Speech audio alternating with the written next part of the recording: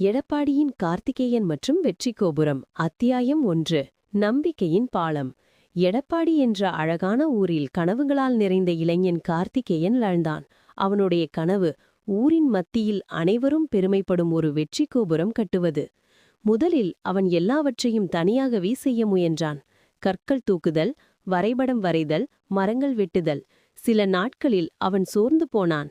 வேலை மெதுவாகிவிட்டது. அப்போது புத்திசாலியான மீனாட்சி பாட்டி சொன்னாள், கார்த்திகேயா, ஒரு விரல் கொண்டு மலையை நகர்த்த முடியாது. அந்த சொல் அவனின் மனதில் பதிந்தது. பெரிய இலக்கை அடைய மற்றவர்களை நம்புவது அவசியம் என்று அவன் உணர்ந்தான். அவன் விஜய், லிவின், தீக்ஷிதா ஆகியோரை அழைத்து குழுவை அமைத்தான். ஒவ்வொருவரின் திறமையையும் நம்பியபோது வேலை வேகமாகவும் சிந்தனையுடனும் மாறியது. நினைவு குறிப்பு: நம்பிக்கைதான் வெற்றிக்கான பாலம். அத்தியாயம் 2. பொறுப்பளிப்பின் மந்திரம். குழு பெரிதானதும் குழப்பம் ஏற்பட்டது. எல்லோரும் எல்லாவற்றையும் செய்ய முயன்றனர். தவறுகள் அதிகமானது.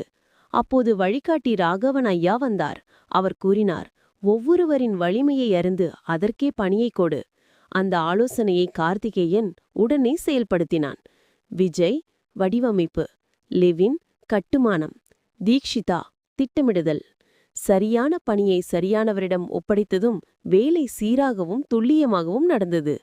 நினைவு குறிப்பு: சரியான வேலை சரியானவரிடம். அத்தியாயம் 3. உள்ளத்தின் கண்ணாடி. ஒரு நாள் கோபுரம் பாதியிலேயே நிற்க கார்த்திகேயன் மனதில் சந்தேகம் எழுந்தது. நான் இதை முடிக்க முடியுமா?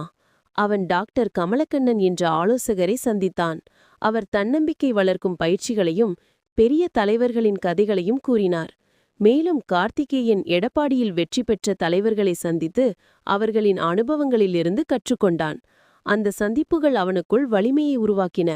நினைவு குறிப்பு: உள்ளம் வலுவாக இருந்தால் வெளியிலும் வெற்றி செய்ய முடியும்.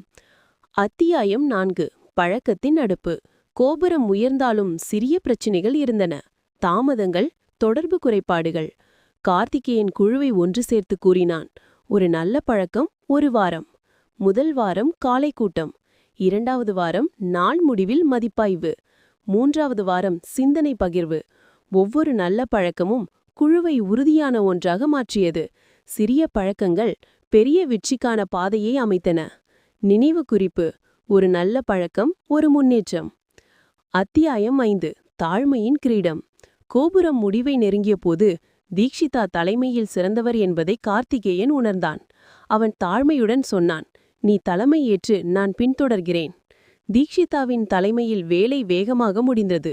கார்த்திகேயன் ஒளியில் இல்லாவிட்டாலும் எடப்பாடியின் கனவு நனவானது.